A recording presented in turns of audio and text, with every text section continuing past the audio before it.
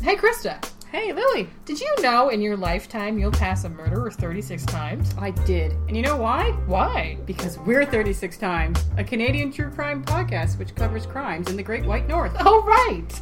Every episode, we focus on a major crime and then we lighten things up with a kooky one. We talk about everything from the criminal justice system itself to animals arguably not doing what they should, bringing you true crime with a shot of maple syrup. Catch our episodes bi-weekly on iTunes or your favorite, that's favorite with a U, podcast app.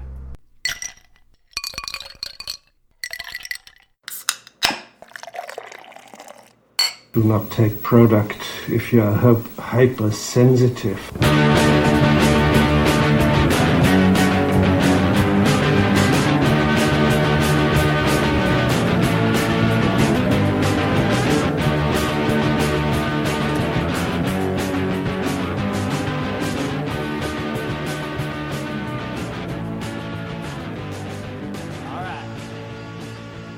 Hey Internet, and welcome back to the Intoxicated podcast.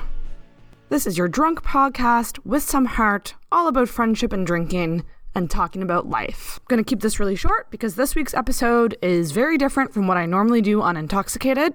This episode was recorded back around Christmas time with a returnee guest. The very awesome Shannon is back on the show, and we are going to talk about Taylor Swift's new album, Reputation. Shannon actually direct messaged me on Twitter about this, wanting to talk about the album because her and I are both hardcore Taylor Swift fans. We had a lot to say about Reputation. So one night over the Christmas break, we got together, and my friend Nikki actually joined us as well, so you will hear Nikki chime in every now and then in this episode. And we hung out at my apartment and drank old fashions. Now there's a reason we drank old fashions. It's because it is a direct reference from one of the songs on Reputation. This album has a lot of common themes. I would say drinking is one of them. So it's a very appropriate album to talk about on Intoxicated. And to be honest, guys, I'm being a little selfish because I just really wanted to talk about Reputation. And I know not everyone is a Taylor Swift fan, but hey, this is what I did. And I'm a big pop music fan, so music is a huge part of my life. This episode was a lot of fun. This album is a lot of fun. I gotta say, when it first came out, I was extremely nervous about it, and you will hear us talk about the songs we definitely don't like as much on this album, but there's so many good songs as well. Dress. I'm really digging this new, confident, sexy Taylor Swift that we have going on. So I hope you guys like it. This is a track-by-track breakdown. We go through every single song on the CD. So it's really different. So let me know if you're into this, because I'd love to do more of them. I'll be sure to put timestamps in the description as to when we talk about what song. Makes it a bit easier because there are a lot of songs on this album, and it's definitely a bit longer of an episode because we couldn't shut the fuck up about it. And speaking about talking about things that I really love, head on over to Intoxicated Reviews. That is our second channel dedicated to TV and movies. I was really, really lucky to be on an episode all about Mr. Robot Season 3, which was one of my favorite seasons of TV I've ever watched. And I got to sit down and chat about it with Corey and Evan over on Intoxicated Reviews, so make sure you go check that out if you are a Mr. Robot fan. Remember to subscribe to Intoxicated Podcast and Intoxicated Reviews on iTunes, Google Play, SoundCloud, Stitcher, really wherever you find podcasts, we should be on there. And also on social media, we are on Facebook and Instagram at Intoxicated Podcast, Twitter at @in_toxicated. And we also have an email address, which is intoxicatedpodcast@gmail.com. So I hope you guys enjoy this episode all about Reputation. Okay. Welcome back to the Intoxicated Podcast. I'm here with a third-time returnee. Yeah. Oh my This gosh. is your third time. It's my third time. Yeah. I Shannon. can't stay away. I'm a cockroach. Can't get rid of me. Shannon is here, and so is Nikki kind of in the background. Hi. Nikki's gonna she's not obligated to talk, but if she wants to talk, she can. Yeah. She's special guest. She's a special guest cameo star. Special guest cameo. Mm-hmm. So, this is interesting. So, Taylor Swift's new album came out. Yes. When did it come out? November 13th. Okay. She always goes with 13. I know, so I think that's supposed to say. God, Taylor goes with 13 all the time. And I have a lot of feelings on it. So many feelings. So, and Shannon's also a Taylor Swift fan. I am. And you Twitter, and we only communicate via Twitter, which I find funny. Yeah, definitely. Honestly, Twitter is how I communicate with basically everybody. Twitter DMs is how me and Shannon do. Twitter DMs are the best. And Shannon goes, if you want to break down every single song on Reputation, I would be down. I think I was a little buzzed, and it was the middle of the night, and I was listening to it, and I was like, it would be fucking fun. And I said, yes, we gonna do that. Yes. So that's what we're doing today. Here we are. And we are drinking Old Fashions. That's right. Because it's mentioned in one of the songs, and we had to do it because she references drinking One of a the lot. many boozes she mentions. So many booze references. I don't know if she's trying real hard to be an adult, or if she has a problem right now, but Taylor, it's okay. You get it. You're drinking. And you banging. Oh, yeah. Evidently. But let's do a cheers. And I should say before we cheers, we made these ourselves. Yes. Shannon made them, and it's did. on our Instagram. Although that live video will be long gone by the time you hear this. It happened, though. It happened. Cheers. Cheers. Okay, it's my first time trying it, by the way. You're going to hate it. Oh my god. Oh my god. Don't spit it out. Really? It's not that bad. Oh my god. What's with people calling it sweet? I don't taste the sweetness. To be fair, a lot of the sugar's on the bottom. The sugar didn't really This is dissolve what much. it usually tastes like. Maybe because we use regular sugar and not sugar cube, because I couldn't find them, not because I was not lazy enough. I tried to find one. Maybe they disintegrate better. Maybe. There is a layer of sugar on the bottom of mine. It does kick you in the ass, though. Yeah, it does. I enjoy it, though. Good. I gotta say, this is better than when I drank it with your brother, Mark. Suck it, Mark. Where we just drink it straight with some ice. Oh, this would be way better. And I'm proud of myself for getting bourbon and trying this. Good for you. I'm getting back. I think for a while on Intoxicated, I was playing it safe. I was just drinking beer and vodka. And I want to get back to the whole point of the podcast, which is I want to try new booze. Yeah. So there we go. So that's delicious. So, okay. Shall we get started here? How are we gonna So I think this is how we can do it. We can go track by track. Okay. And talk about the song, what we think of it, and maybe then go into what we think of the lyrics. Yeah, I think that makes and sense. then at the end, I was thinking we could just do our rankings. Ooh, yes, that sounds good. Like an overview, catch-all kind of thing. An overview. Yeah. So the first song, the first opening track is "Ready for It." Yes. And it's ... Ready for it? Question mark. What do we think of "Ready for It"? Oh man, I Nikki's smiling so hard right now. I like parts of Ready for It, Yeah. but I don't like all of Ready for It. The rapping is a bit much. The rapping is a lot. It's a lot. I didn't realize 2017 would be the year of Taylor Swift raps. Uh-huh. I don't think I would have believed me even if I told me somehow. But yeah, that was a choice. I'll say this, it grew on me. It's not as bad as I honestly thought it could have been. Because my favorite part is the pre-chorus. And the chorus. Yeah. Yeah? I don't like the verses. The verses are awful. But the pre-chorus where it's like, I see how this is gonna go. Touch me and you'll never be alone. That part I really like. That's great. And then I love the cheerleader-esque bit that comes in later. Yep. That's awesome. Let the games begin. Let the games begin. Yes. I feel like that part and the other part need to be part of a different song. Yep. It's like she had a regular Taylor Swift song and then was like, no, I've been hanging out with Drake for 10 hot minutes. I'm going to rap now. I feel like for her show, though, this should be the first song. This should be the opener. Let the games begin and get really hyped up. I think it'll be perfect for that. It's a great hype song. Yeah. I enjoy it.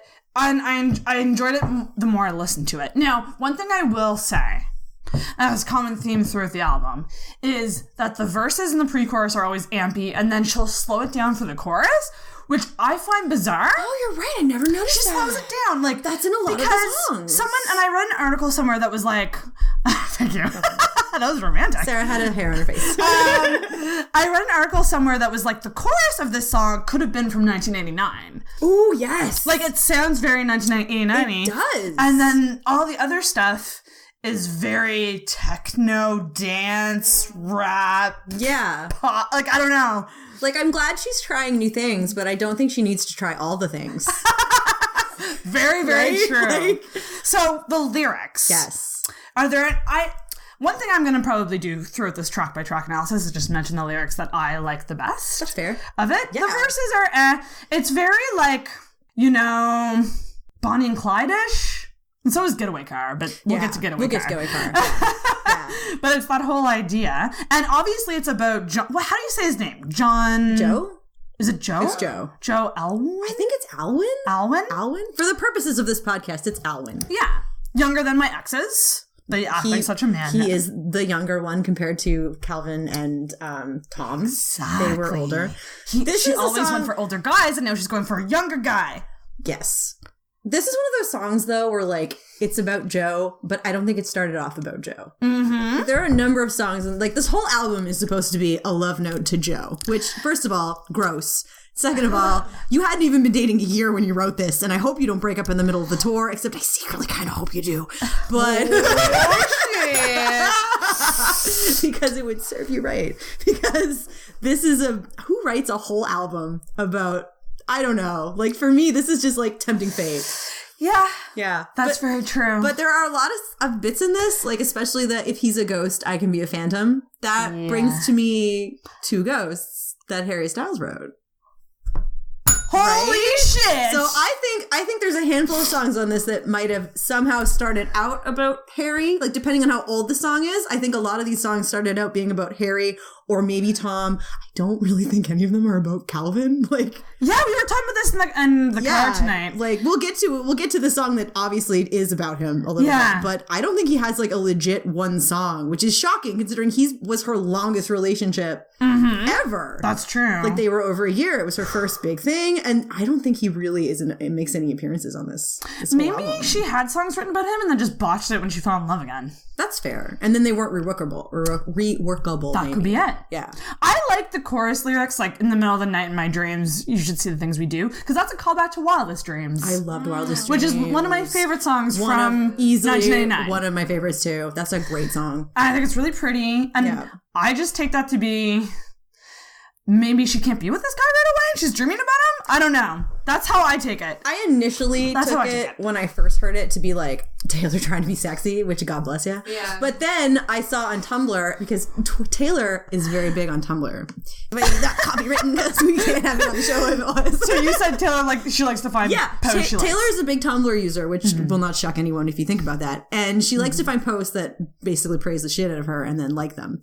Yeah. But I mean, this is the woman that built an app about liking her and sending her posts about how great she was. So not shocking. But she liked to post about this particular song when it first came out. That was very deep and analytical about how, like, it's actually about how, like, when in the middle of the night, the dreams that she has are dreams of an actual future with him, like getting married and having a family. So not necessarily sexy times. Yeah, not exactly necessarily I immediately went to sexy times in my head. But me too. And because I thought that was the edge of it. But then there was another lyric in here where can you scroll up? I can't remember off the top of my head. It's the touch me and you'll never be alone. That in this analysis was like, if he touches her, he'll never be alone because of the public. Like, it will change his life. Oh, that's interesting. I know. And normally I would just think, oh, that's interesting. But how Taylor liked it makes me think that might have been where she was going, which I like. Or either that or she's reinventing it to that's what it's about. Dang. Right? I know I'm going to be with you. It's very confident. This whole album is very confident. Thank you. And I think it is a good track to put at the beginning because it's going to set the tone. This is a great hype up song. I think there's no other song that could have been the first one of this album. 100%. Yeah. So should we move on to the next one? Yeah, totes. Some of the songs, there's not a lot to say about them, to be honest. But others, there's a lot. So it balances, I think. Also, I really like Burton to my Taylor. Burton to this Taylor. I love that. Yes! Oh, we should mention that part. I love that lyric. Yeah. Because that's a reference to, who's that a reference to? It's a reference to Elizabeth Taylor. And Richard Burton, I believe, who was the great love of her life. Just damn. I know, right? That's good wordplay. So that's not, because her name's Taylor. I feel like she's had that line forever and has just been waiting. Yes. She's like, I needed time to crack this out. Yeah. Next we have Endgame, which is featuring Future and Ed Sheeran. Do you remember when the rumors first came out that there was going to be a song on this album featuring Future and Ed Sheeran, and the universe was like, what? What? How is that even a thing? So one thing I'll just say about this is that when it came out, when the album first came out and I spent that whole night listening to it, it was not one of my favorites. Like, it was not one that caught me. No, I agree. Right away? Yeah. Did you kind of like listen to Ready for It, which we already knew because it was a second song? That was on repeat for a while. And then Endgame came on, and suddenly you were like, oh, I don't know about this album. This album's a little different. Very different. Yeah. Again, with the rapping. Yeah. But I will say, at least she knew to get better rappers than her to start off with it. Yeah. The post-chorus, which is the big reputation. Big reputation. Oh, you and me, we got a big reputation. Yeah, we can't get copyrighted for our own voices, people. No, I'm pretty sure we're probably going to sing as long as it's 5, but is it 5 seconds? No, there's a 30. I think 30 seconds? Yeah, we're fine. That got me. That got in my head. That gets in my head too. Like this there's some damn catchy shit in this album. And yeah, I really liked that. And then it started to grow on me, and I was like, I do kind of like Endgame. But it's on the lower spectrum of the songs I like on this album. Yeah, I don't have a strong feeling about it, but I do like it, and I don't mind that she picks terrible singles, and I don't think this was a good single pick, but it's not the worst pick she could have made. It's not the worst pick. Which no, yeah. And it's again being like, oh, I want to be your priority. I want to be your end game. I want to be your first string. I want to be your A team. I just want to wonder though, like, Joe Alwyn, if you said that to 95% of people, they'd be like, who? So who is this big reputation that she is singing about? Which is why I told you I read that bonkers theory that this song was originally written about Drake. Bam! Damn, that would make sense because I'm not saying the whole song, but bits and pieces of it. This song originated being about Drake because Taylor did hang out with Drake for a little while. How long ago was that now? That was ages ago. He bought her a bunch of shit for her cat though, so something went down. Oh yeah, right? You don't just buy stuff for a girl's cat. Not Taylor Swift's cats. Yeah, damn. So, like, I don't know if that's true or not, but he's a big reputation, and them together would start a conversation. Right? So we also have a People article pulled up that breaks down track by track, and they actually said it could be about Calvin Harris, because she says, I don't want to be another ex-love, and he's dated a lot of famous people. Ellie Goulding, Rita Ora, like... And so maybe this is the Calvin song. And he and Rita Ora had, like, a crazy bad breakup, and he, like... took away her right to put a lot of music out and stuff. So that was a messy breakup that maybe Taylor was like, I don't want that to happen to me because, well, first of all, it never would. Taylor would never let it happen. Yeah. But yeah, I think that's a good point. That's true. I mean, Calvin did, and at the time was bigger now than he is now. Mm-hmm. So that would have worked. You never know. Maybe it is about him. I just don't see it being about Joe. This song did not start about Joe. I don't think so. And even Tom Hiddleston makes more sense. Yeah, I think it's either Calvin or Tom. Yeah. Mm-hmm. Yeah. Do you have any favorite lyrics or any lyrics that stick out to you in this? It's kind of a simple song, and it's very rappy. It is. I like the part about the drama. Is this I love that part too. Yeah.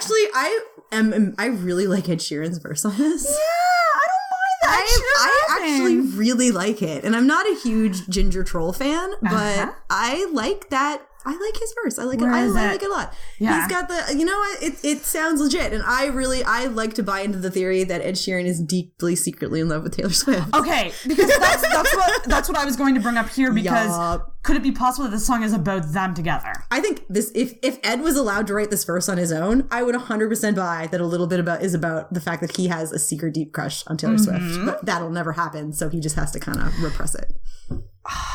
I just noticed that he referenced the 4th of July.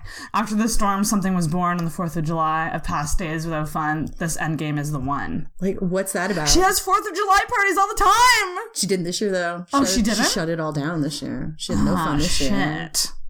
Well, because she can't have nice things. And look, we'll get to that.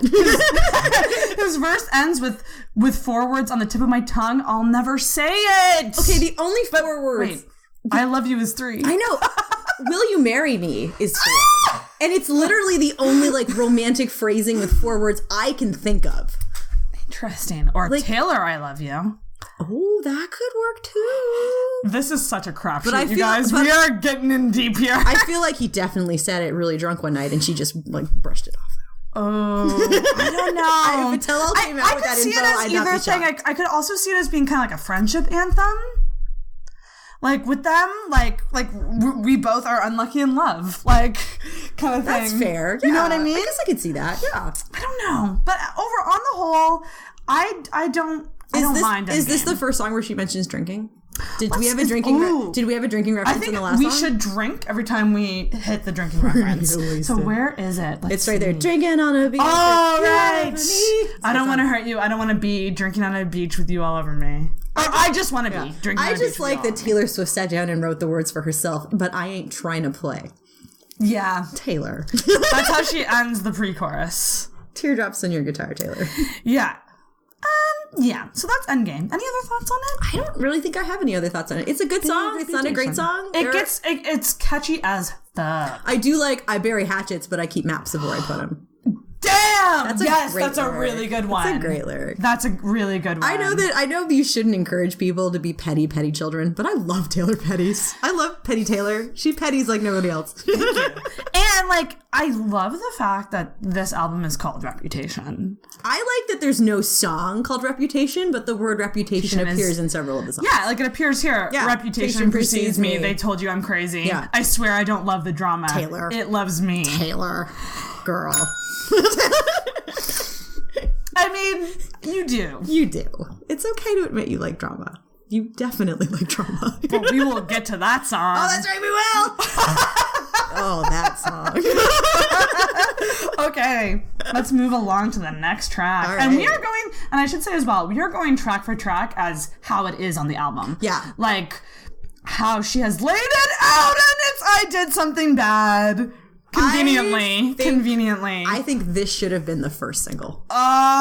It should be a single. I think it's a way better I Was a Bad Girl and I'm Gonna Play It Up song than her actual one she released.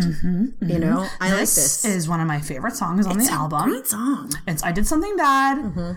And it has the same feeling. Okay, just hear me out when I say this. Okay, I'm ready. It has the same feeling as Look What You Made Me Do. That kind of creepy, haunty This is a way vibe. better, less childish Look What You Made Me Do. Thank you. That's what this is. And this is an adult Look What You Made Me Do. This is her Walter White moment. You know Walter White in Breaking Bad, where he's like, I did this. I get ya. I liked it. I did. It was for me. It was for me. And this is her taking ownership and being like, yeah, I did this fucked up thing. And it was fun. She's such a terrible person. I love it so much. I love it because I'm smearing my lipstick everywhere. We are wearing red lipstick tonight. We put on Taylor Red. Well. We put on Taylor Red. Which, by the way, pre-chorus 1, crimson red paint on my lips. If we also mentioned, anytime she mentioned red lipstick in a drinking game, we'd be schnockered. Yeah. It's I just want to read some of these lyrics. Go for it. I never trust a narcissist, but they love me. So I play them like a violin, and I make it look oh so easy. Because for every lie I tell them, they tell me 3. This is how the world works. Now all he thinks about is me. She's essentially admitting to like using men and being a little heartbreaker. Which you are, Taylor. Like, own it. Like, properly own it, though. Yeah. And the chorus is it hits fucking hard. Yeah. The song is produced This really is well. the kind of song structure I like. I like when the verses are like foreplay. Like they lead you up to it and then the chorus hits really, really hard. Whereas a lot of her other songs are the other way around where the verses are really like fast and upbeat and hard hitting and then the chorus is slow down.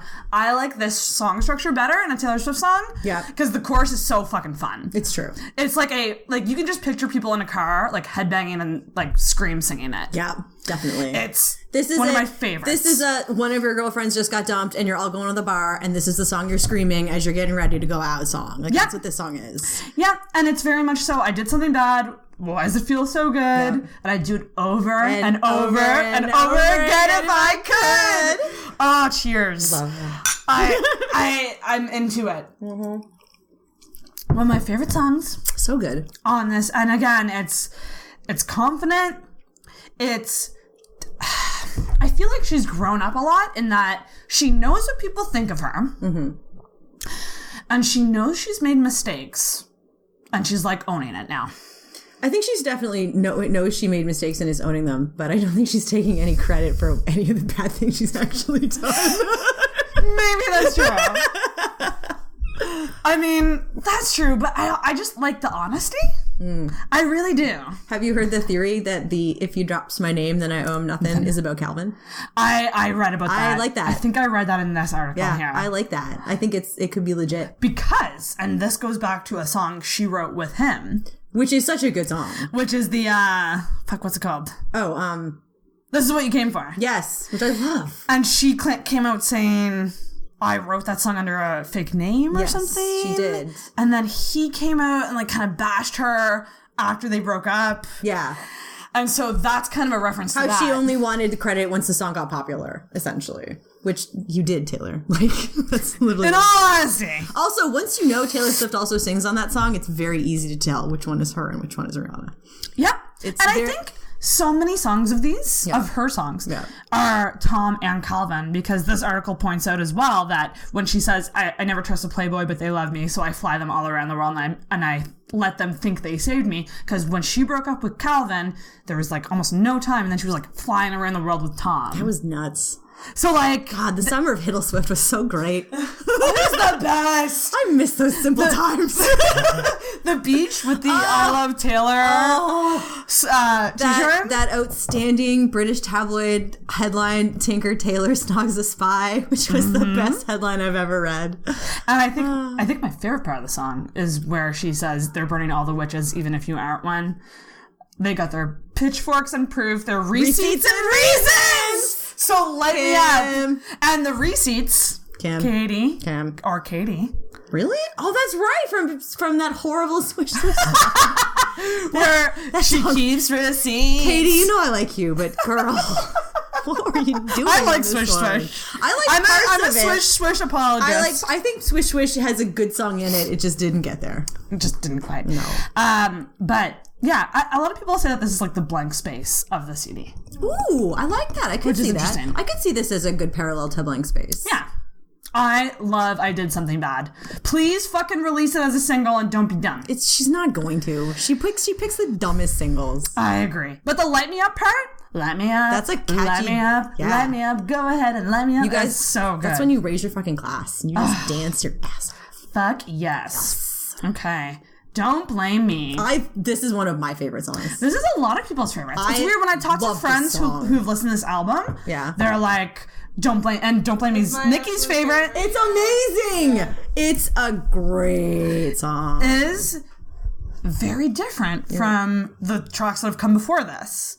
Yeah. I feel like this is like slowing it down a bit. This is also one of those songs where it's one of those lyrics where if you read it out loud, it's dumb as hell. Yeah. But when you actually sing it, it's good. Because Lord save me, my drug is my baby, and I'll be using it for the rest of my life. It sounds so cheesy. But it works. It works when it's in the song and it's singing. And would you say that it sounds like almost bluesy and soulsy? Soulsy? Is that a word? It sounds very different from the rest of it. It's definitely a different tone for her, I think. And it's good though. She should do more of this. I would love for her to go in this direction. And I love when she goes low with her voice. Me too. It does something to my soul.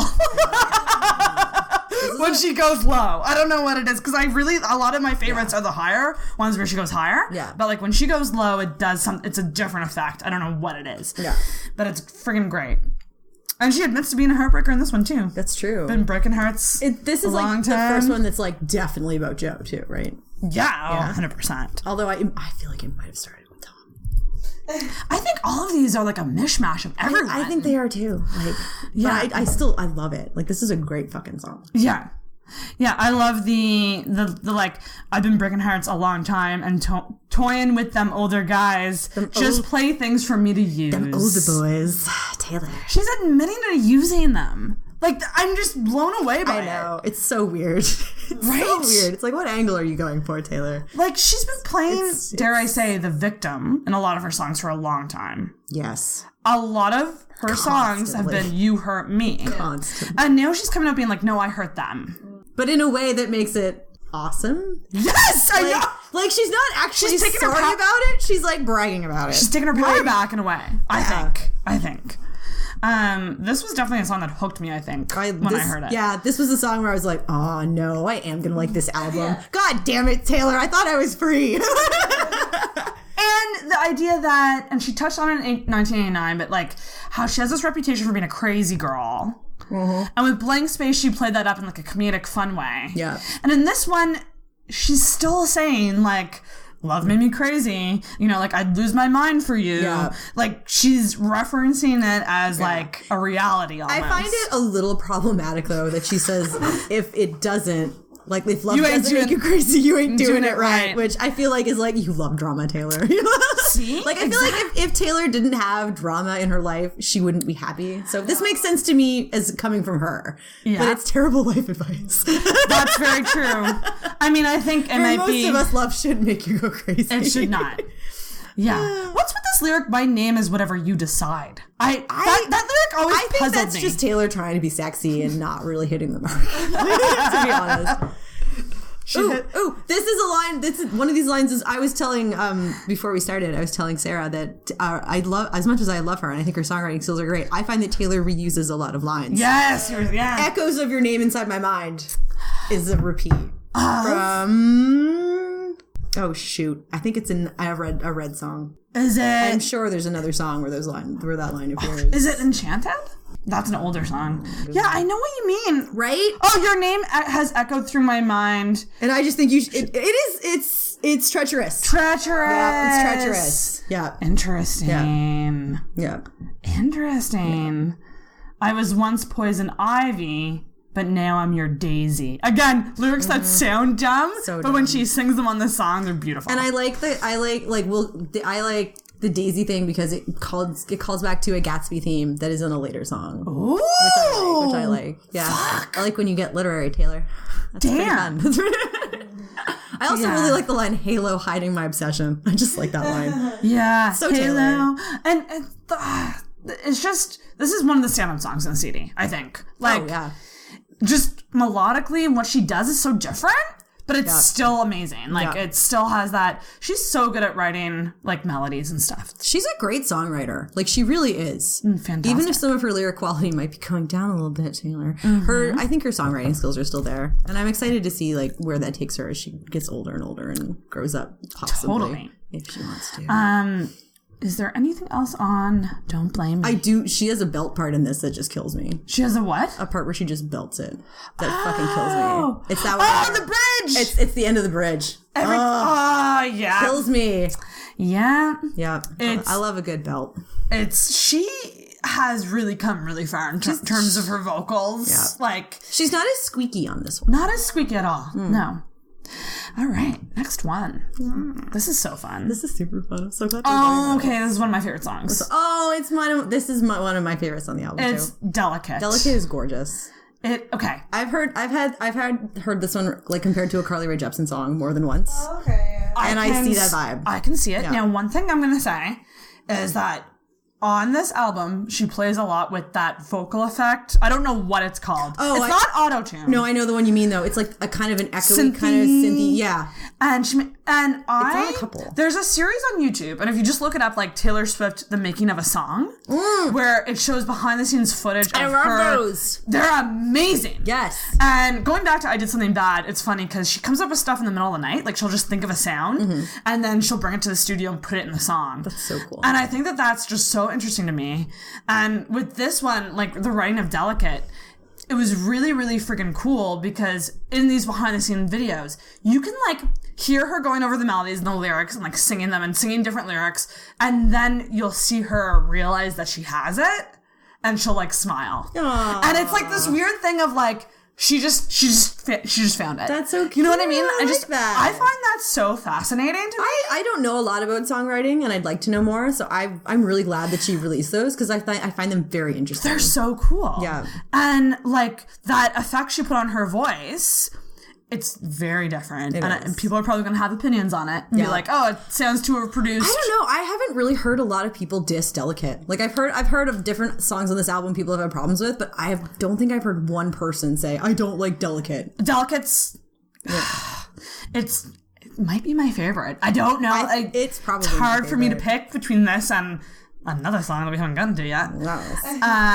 But I love it so much, and I love how she comes up with melodies. I feel like her songwriting style is she finds the melody first and then puts the lyrics to the melody, which I think is interesting. And you never know, it might not be the same every time. Yeah. But I like this song because it's essentially, you know, like, this is how I take it. And I should just say as well, songwriting is like, what's the word? Relative? Like, it's going to mean something different to anyone. Oh, totally. But, yeah. And to me, this is kind of... Oh, and there's a drinking reference. There's a drink reference in this. In the first, it's... In the intro. Oh, my God. It tastes like jet fuel. It's delicious. It's a sipping drink, I should say. Oh, for sure. Fuck that. A drinking reference, and yeah, the verse is very upbeat, but then like the chorus is so like, the only word I can use to describe it is serene. I think it's very dreamy, chill, very content, dreamy and content. Yeah. Well, that's a good word for it. And like you were saying, like this is one of those ones where it's kind of a universal thing, because I think we've all been in that stage of a great new relationship. Mm-hmm. Where you want to blurt out how great you think this relationship is, and how you want to make sure this relationship is like, you're both on the same page. Yes. But when is it too soon to say all that? Exactly. Is it cool that I said that? This is about like the crush phase. Yes. This is like when you've gone through the crush phase and you know you're both in the crush phase, but you want to get further into the next stage. And it's just so like, it's building up the tension, like, oh damn, I've never seen that color blue. Just think of all the fun things we could do because I like you. Again, the lyrics sound naive. It's very open and honest, this song. Super open and honest. Because I do like you. And, you know, like, you like me. And we should make this happen. But I can't stop thinking about you. But can I say that right now? Because new relationships and relationships in general are delicate. You're scared of word vomit. Yeah. You don't want to blurt it out and then, like, profess your love. You don't want to say... just get shot You don't want to say 5 perfect words and then fuck it up with the 6th. You know? Like, you don't want to be like, I really like you so much. So very much. Like, you don't want to say too much because then it might ruin it. And ruin something that could be really fantastic. Yeah. It's amazing. I love this song. And I think one of my favorite parts, and it is the opening line, but it's, this ain't for the best. My reputation's never been worse, so you must like me for me. It gives me fucking chills. Yeah. To think that, like, she's in this time in her life, she's coming off the Kanye thing. The Kanye thing was huge. Yes. For her. That knocked her down many notches. You were also very in the wrong, Taylor. I totally agree. I remember when it was happening. I was telling Nikki, I'm like, I love her, but she's in the wrong here. She fucked this one up completely. Like, she got. Yeah, she did. And then she didn't admit she got, which was worse. Even worse. And she's still not admitting she got, damn it. But the songs are catchy. It's the idea of, you know what's happened. You know what people think of me. You know what I'm capable of. And you still like me. Why? Yeah. So you must like me for my true self, which isn't all good. Which is a snake. P.S. A snake that we love. Taylor Snake. We love the snake. And we love this snake song. It's just such a great song. It's a beautiful song. It's also very sexy. You know? I think now we're getting a little more sensual. We're getting into the adult, I have sex Taylor. And welcome to the party. Yeah. Like, 3rd floor on the west side, me and you. Handsome, you're a mansion with a view. Do the girls back home touch you like I do? So, do the girls back home? It's a new relationship. Like, you're not at that exclusive... To me, this song is about wanting to be exclusive, but not knowing how to say it exactly. Because, like she says, like, stay here, honey, I don't want to share. Yeah. Like, I want you to myself. Is it okay that I say that, though? Is it too soon? Like, is it chill that you're in my head? Right? I love what she says. Is it chill? She is trying to use so many like hip vernacular slang words, and it's fabulous. It's unreal. I think this is the first song that really like brings them in though. Is it chill that you're in my head? Yeah. Taylor. And the bridge is probably my favorite. It's so beautiful. Aww. No. It's okay. Sometimes I wonder when you sleep, are you ever dreaming of me? Sometimes when I look into your eyes, I pretend you're mine all the damn time. It's so beautiful. It's honest. This is a very honest song. Yeah. Very honest. This is one of the few songs on the album that I feel like she's not trying really hard to not be her. In a way, you know what I mean? Yeah. This feels very original Taylor. This really does. Yeah, like this could be on, I feel like, this could have been a 1989 song. It's maybe produced slightly differently. Yes. But lyric-wise, this is very classic Taylor. I could see it on 1989 without all the crazy effects that she uses on her voice. If it was stripped down a little bit. If it was stripped... Oh, this would be such a good acoustic song. There are actually a lot of songs on this album that I feel would be way better stripped down. And I feel like someday, if we're really lucky, we will get acoustic versions of a lot of these, and they'll be killer. But they're not bad for what they are now. Piano version of Delicate would kill me. Wedding Song of the Year. Take that. Perfect. Perfect? The Ed Sheeran song. Oh, yes. That then Beyonce muscles her way in on. Let me just tell you, if you're like getting married... God, don't use that song. If you're getting married, like, pick an original song. Pick something that, like, not every other bride and groom has. Don't pick a Flash in the Pan song. Seriously, and don't pick Delicate. It's the beginning of a relationship song. Yeah, that's not a marriage song. No. Okay, the next track up is Look What You Made Me Do. The first single. Look what you... I disagree. This is the worst one, but it's definitely one of the worst ones. Yeah. This song is so petty and so childish and so tacky. But I like it if I don't think about what it's actually about. I agree. Like, you know what I mean? This is a great song, and when this song first came out, I loved it. I played this song. Really? I played this song. I waited till it was released. I stayed up all night, and I played it over and over and over and over and over and over and over and over and over again. That's weird. I had the exact opposite reaction. I hated it right away, and now I like it better. I loved it. Also because I feel as well with a lot of Taylor songs, especially some of these ones, if you're in a stage of your life where it actually corresponds, you'd like it better. It's awesome. And I was very much in the old Shannon is dead mode when this song came out. So it was literally perfect. Like, the song was amazing. I think when this song came out, I tweeted it and I said something like, "This song is dedicated to the party I did not get invited to tonight." It's after you told me I could go. It's an interesting choice to come back with a song like this. Yes. Interesting is the word I'm using, because I'm like, it made an impression and it got people talking, and I think that that's an aspect of Taylor Swift. Yes. She wants to make people talk. Absolutely. That said, oddly enough, I'm like, you should have released it a little later, because it sounds like a Halloween song. You're so right. This is a great... And she didn't help by putting that zombie thing in to the video. I was like, is this your thriller? Is this your thriller, Taylor? Like, I can't decide what I want for my first video, so let's take 7 videos and mash them all together. That'll work perfectly. So this is another example of that, the verse and the pre-choruses are my favorite parts of the song. Mm-hmm. The verse, or the chorus, the chorus is terrible. It's bad. It's literally one line repeated over and over and over again. It's barely a chorus. I will admit to having grinded to it a couple times. It's just a guilty pleasure song. Definitely, while listening to this for the first time, was texting someone like, "We're making out to this in the future. Trust me." Look what you made. Another reason I don't hate this song. But then I remember reading then the takes came out about who could this be about? And it's pretty fucking obvious who it's about. Do you think there's any Katy Perry jobs in here, though? Because I think that there is. I don't think she does have any Katy Perry jobs in this. I don't know. Do you think there are? Well, I know that in the video she did definitely take a jab at her in a couple different ways. Yeah. There's a scene of her in the car with the blonde hair, the Katy hair, holding the Grammy, because Katy doesn't have one. I did catch that. That was big. The tiger shirt. Roar. I didn't even think of that. And at the end where she mentions receipts.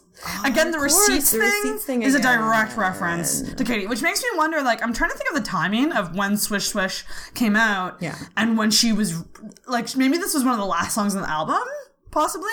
Who knows? But, she's just... it's a tacky, childish song, though.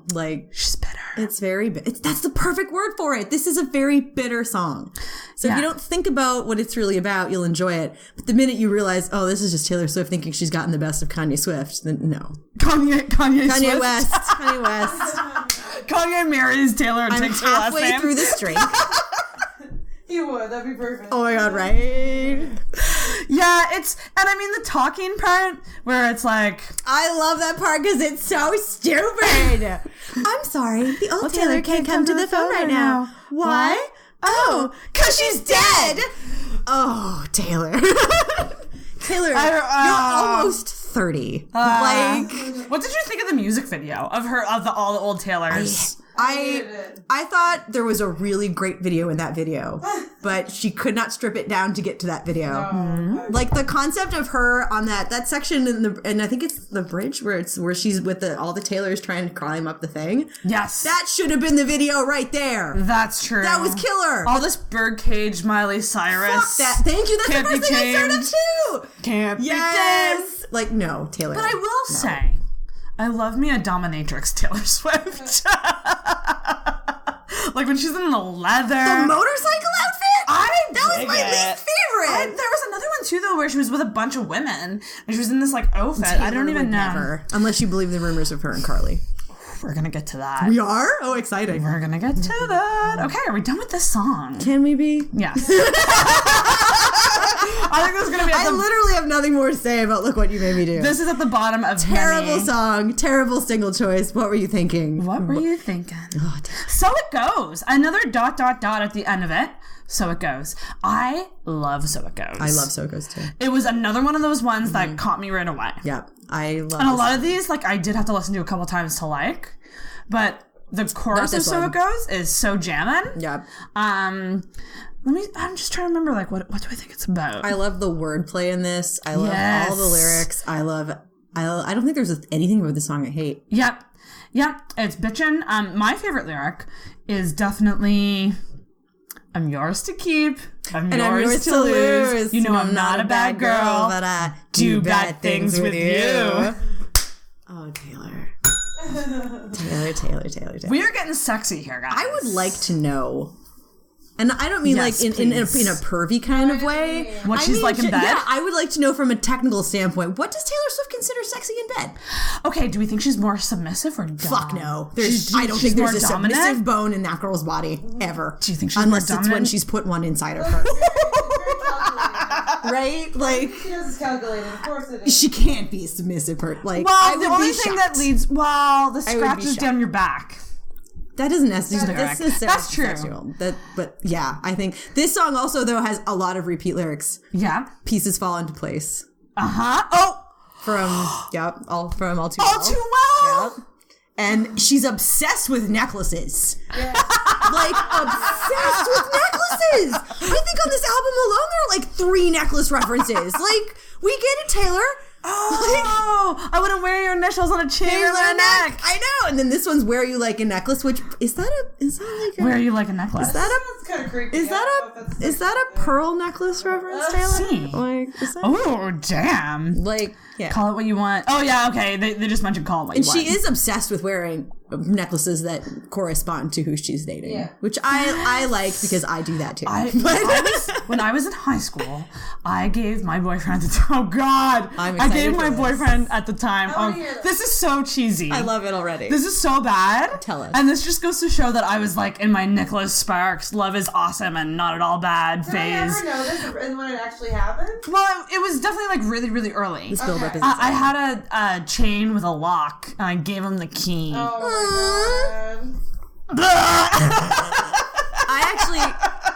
I have a lock necklace that I wore forever when I'd locked my heart off. And my last boyfriend did actually give me a key charm to go with it. And I do now when we broke up. I'm very big into jewelry that is significant. I actually do have a lot of initial necklaces that I can no longer wear anymore. Damn.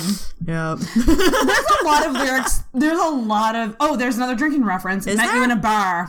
Taylor. Cheers. We get it, Taylor.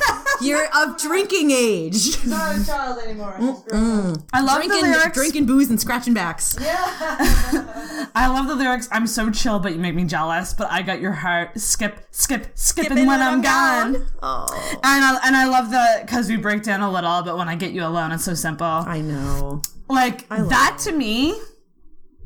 That's it. This whole song is great. Like I could do a whole podcast about how much I just love this song. Is this one of your favorite? Like, would you say this might be one of my tops? Yeah. Like I just fucking love it. I'm just trying to see. Also, I would like to point out she does a whole bridge about who's counting, and then she literally counts. Oh my god! She literally is the person counting because Taylor never stops. Taylor is always counting everything. She's always on. Like, right? She really does. So she says, "You did a number on me, but honestly, baby, who's counting?" Which is a great lyric, by I the did a way. number on you, but honestly, baby, who's counting? And then who's counting? 1, 2, 3. So 3 numbers. They did a number on each other 3 times. I hope it's more than that, Taylor. Yeah, it's fucking great. It's really sexy. It's very sexy. Like, this to me is not a trying to be sexy song. It's an actually sexy song. It's a sexy song. This is a hot song. This is hot as shit. Yes. This every album part of makes me it. horny. Is that weird? No, I want to make out so bad at this whole album. Like, except maybe a couple songs that we'll get to, but yeah. I think that there's definitely like Taylor Swift albums that I'd like make love to, but this song I want to bang. Yeah, this is Like, the I one wanna where you want to shove them into a chair and climb into their lap and just get their face on your face. Yeah, it's in your face. this is a great song. Yeah, I can't even. I love the We're not too aroused to the talk scratches down your back. I know, right? The first time I heard that part, I was like, "Oh, Taylor. Oh, yeah. Well, who's an adult now?" Like, what do we think of this new side of her? Do we like this? Because Nikki brought up some points, being kind of like, she has younger fans. Well, not so much for this song, but for Dress. For Dress. I like it, but I'm like, can you imagine a 10-year-old singing the words to that? It kind of freaks me out a bit, but... Yeah, but but I can remember a lot of inappropriate songs I sang out when I was 10, and I didn't know what they were. But exactly, you don't get boy, I do now. I know, it's like so much subliminal messaging. Outrageous. So we'll move on, just because otherwise we'll just be talking about So-Goes for so I long. could talk about it all night, but we won't. We'll skip. It's a great song. End of story. It's one of the standouts. Oh, and now we go into one that's not great. Okay. It's gorgeous. I don't love it. This is I think there might be 2, but I definitely did delete this song. You deleted it? I deleted it whole off. I can't. It's terrible. It's lazy. I hate the baby at the beginning. Like, I hate it. Yeah. I hate everything about this. I'm adding ice to my whiskey just for this drink. I want more whiskey in my whiskey for this damn song. Which is great because she mentions whiskey on ice in the song, which you would have your whiskey over ice too. Well, I'm doing it. That's an old fashioned, it's different. Okay, fair. I'm just trying to make it more drinkable because I do find it. You're loading it with. I sure am. She's ruined it. She's ruined it. Drinkable, No, okay? she's ruined it. She's ruined it. Look how many things are in that glass. Though, because Look how many things are in that glass now. I'm making it. You've made it into Kool-Aid. I thought you just She lied. She's scandalous. Listeners, she's a scandalous liar and a fraud. the way it was. Liar and a fraud. Oh man. Let's talk about how much I hate the song. Yeah, we should probably talk about this. Okay, well first let's do start at the beginning with the baby. Yeah. Gross. Okay, Babies should not be in songs. I don't care if it's your baby. I don't care if it's your famous friend's baby. No babies in songs. Okay. Do you know that this is actually about the baby? We know who the voice? baby is. Yeah, it's Ryan Ryan Reynolds Reynolds and Blake like, Lively's kid. What's that kid's name? Do we know? James? And it's a girl? Yes. Interesting. I like that. Yes. I like that a Still lot, couldn't be actually. the song. No, so you're right, and I like both of them. I like their baby name, but no babies in the song. Yeah. Stupid. It's weird. Stupid. And it's okay, again, if you look into the making of Oh, did on she YouTube? try to justify this? Well, she started the song on piano. And it sounds lovely. Of course it does. But then in this song she added all these weird like I don't even know what it is. It's these weird sounds. She made it like sound dancey almost and gorgeous. Oh, like, that's right, because there were a lot of different lyrics in this song, and it was much better. This song got dumbed down like, whoa. Yeah, it did. It did, right? Like, it felt way more like a personal Taylor Swift song at one point. And this is the first one that she came out and she was like, yeah, this is about Joe. Like, this is 100... I do. This one is about Joe. This is 100% about Joe. I got drunk and made fun of the way you talk because he's British. Like, because you have never dated a British guy before, Taylor. Yeah, that's such a new accent to you, you obsessive British nut. Like, she only dates British dudes. But then we get, I think this could be, well, okay, who was her boyfriend before Joe? Tom. Was he a clubber? No, that reference is that's one of the lyrics that got changed, because originally it was, I got a boyfriend, he's older than us, I haven't seen him in a couple months, which was so much better. Yeah. He's in the club doing I don't know what. So then I originally thought this was about Calvin to Tom, not Tom to Joe, because it fits better if you do Calvin to Tom, because Tom is actually hot. I think Calvin Harris is pretty hot. But Joe is not hot. Joe is not hot at all. Joe's gorgeous. No, he's not. He's not in any way, shape, or form. He looks like a little boy. He looks like her brother. Yeah, God, they do look a lot alike. It's creepy. Yeah, I need to pull up a picture of him. Yeah, do. It's Instagram Live. Who's with me right now? I see that people join, but I think they instantly left. Are we on Instagram Live right now? 100%. Oh my god, hi Instagram Live. I don't know if anyone's still here though. I think they hopped in and they found out that we were just gushing about Taylor Swift and then left. You're lost, guys. Joe Alwyn. Okay. What does he do? What's his... He's a very low-key actor. I can't name a damn thing he's been in, though. Maybe bro. Look, he looks like he's 12. Yeah. I would never call that, maybe cute, maybe attractive. I would never see him and think, how gorgeous. He has some nice blue eyes. Write a whole song about it. He has some nice blue eyes. She's very into that. You know what, how much younger? They look alike, though. Yeah, that's messed up. But then maybe it's going into her narcissism of being attracted to people who look like her. I would 100% buy that. I would totally buy that. He's so beautiful, just like me. He's a male me. He's perfect. God bless you, Taylor Swift. Yeah. I'm on the wrong song. I think it did it again. Oh wait, no, I'm not. Here we go. You're on the right one there. Whiskey on Ice. Drink. We get it, Taylor. You have ruined my life by not being mine. This is why I don't like this song.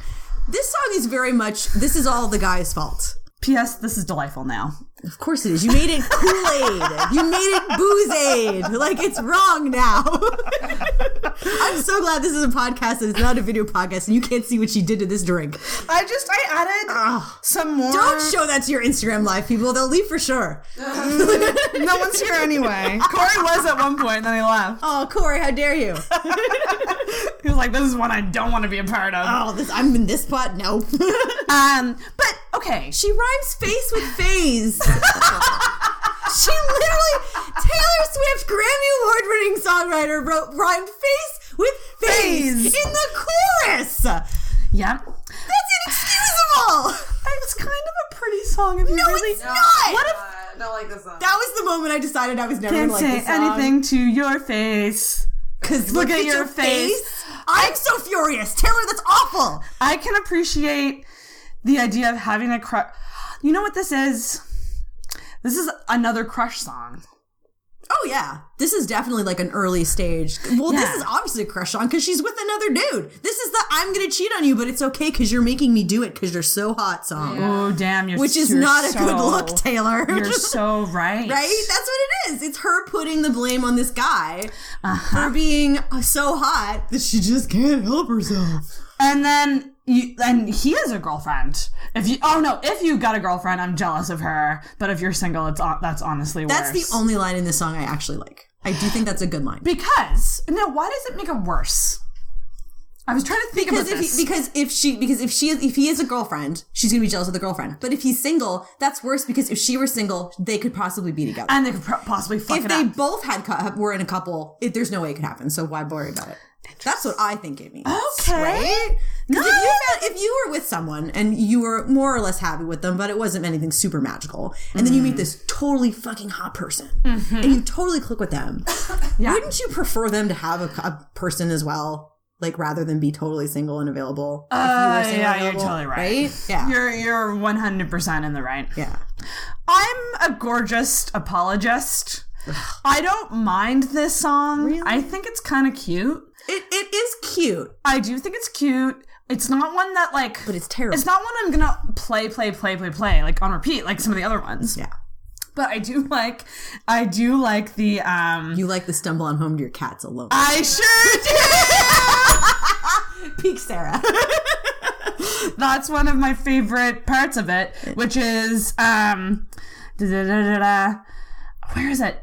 There's nothing I hate more than what I can't have. I guess I'll just stumble home to my cats alone. Were you? Unless you want to come along. Because I'm not going to go home and, I don't know, text my boyfriend or anything. Taylor, you have a boyfriend in this song. Like, I can't condone this. Okay, but that's just human nature, though. You can be attracted to other people when you're in a relationship. But that's the thing. This song is not just about being attracted to someone in another relationship. This is like about I want to be with you. Yeah, this is like inviting this dude home with her, even though she has a boyfriend in some club somewhere. At least dump the boyfriend in the club first. You're probably right. I don't know. I just think maybe wait for the piano version before. I'm okay with that. Honestly, I feel like there's a lot I could listen to this maybe on. If she changed the lyrics back, yes, and didn't dumb it down into this boring pop song. Yeah, this is just boring. Like, you're better than this. This is not. This is an okay run of the mill pop song. It's a terrible Taylor Swift song. It's oddly placed in this album of. It doesn't fit. It doesn't seem to fit. It seems to be the outlier. I feel like this is a track that should have been cut. Maybe released as a B-side or like an exclusive single in Japan or something. Like, this is not on the... But she's not going to make a music video for this, right? I would hope to God not. Well, this was already a single, wasn't it? Was this single number 3? I don't know what counts as a single. Like, I think this got released to radio. It was released early. I know that because I was. This was when I was really scared for this album. When this song came out, this is when I got terrified. Oh God! And I was like, oh no. Oh man. Okay, I guess we'll move on from Gorgeous because otherwise Shannon's gonna get mad and leave. No, I won't. I won't. Oh, now we're gonna get to one of my favorite ones. The song is great. See, this song is the best. I like it. Okay, Getaway Car. Getaway Car. This is, to me, classic Taylor. Yeah. This is classic Taylor. And, okay, I'm gonna go on a quick soapbox. She has a producer? I don't know, that might not be the right term, but someone who works with her named Jack Antonoff. Oh, no, producer. That's right. Producer, yeah. And he's from the band Bleachers, which is one of my favorite bands. And when he does a Taylor Swift song, I know right away. I know right away that he did it. Have a sound. This is again going back to the song structure I like of the build up and then a very theatrical chorus. Yeah. And that's what I fucking love about Getaway Car. Yep. It literally feels like you're walking to a car and then you start driving down a country road. Yep. That's how it makes you feel. It's a classic Taylor Swift story song. Yes. Which is what I love. I love that about her songwriting. Yes. She's very descriptive songwriter, and she tells a story. Yes, and that's there's a beginning, middle, and an end. Yeah, and this song is a great friggin' song. And it's very Bonnie and Clyde, Runaway. Literally, which, that gets mentioned. Again, is something that makes me horny. I love that. Makes you horny? This is a sexy song to you? Okay, other songs made me more horny. This whole album makes me kind of horny, but it's fabulous. I wanted to leave him. I needed a reason. So this speaks to a love triangle. I like that line and hate it all at once because if you want to leave someone, just fucking do it. But that whole verse is great. Yeah. That whole verse is friggin' great. Let's just see. The ties were black, the lies were white, and shades of gray and candlelight. Taylor. When just give it to me. She gets it so good. I struck a match and blew your mind. Did you hear the small drama about a line of this though being the same as a Hilary Duff song? No. Yes. Which X marks the spot where we fell apart is a line from a Hilary Duff song. Yeah. And it's the song Taylor said was her favorite off that whole album. Shit. So very suspicious. Where we fell apart. Yeah, but do you think? But I don't think it's sometimes I give leeway because I'm like maybe that's just the inspiration of what she likes coming out. I do too. I mean, it is Taylor, so it's possible. But she has done that before, though. There was one of her older songs. There's a whole list somewhere. Yeah, there was one of her older songs that came up. Oh, it was fuck. Oh, I wish I could remember it. I'll probably remember it for the intro. Good. But there was a song, like a lyric that she said that was actually a lyric of one of her favorite bands. Okay. So in my mind, I'm like, you're kind of stealing lyrics, but at the same time, like, you're paying homage, kind of. See, I would be okay with that if you explicitly said it. Oh. You know, rather than just put it in, like, kind of sneaky and not talk about it. I know what it was that's now. That's a little weird. It was, fuck. Something about being over you. What song was it? Oh, now it's gone. I had it, and then it left. You'll get it. I'll think just blurt it out when you figure it, because you'll get it. Yeah. Also, struck a match and blew your mind. There's a line about striking matches and blowing minds in a song about John Mayer, right? Oh, shit. Is it Dear John? It might be Dear John. Dear John's so epic. If it's not Dear John, it's one of the other ones. Damn. Oh, and here's where we get the old-fashioned Yes! reference. Cheers. I knew it from the first old-fashioned we were cursed. First of all, I can 100% see Tom being like, I'll have old fashions for me and my lady. Like, that's such a Tom drink. There's no way he did introduce her to old fashions. There's no way. 100%. Yep. And I did water mine down, but I didn't hate it when I had it strong. Which is why she watered it down. But I love it. I knew it from the first old fashioned we were cursed. We never had a shotgun shot in the dark. One of my favorite lyrics. I love it. It's so smart, and it gives me what I like, which is alliteration. I love alliteration. Love it. Technically, that's not alliteration though, because it's only 2. Alliteration is, I think, 3 or more. Okay, that's true. But I just like it still works. The shotgun shot in the dark. I love. Yes, I love that. It's such that a lyric. good. This is a good song. This is such a good. It's one of the songs I listen to the most on the album. I think, because there's certain songs on there that like I'll put on if I'm feeling it.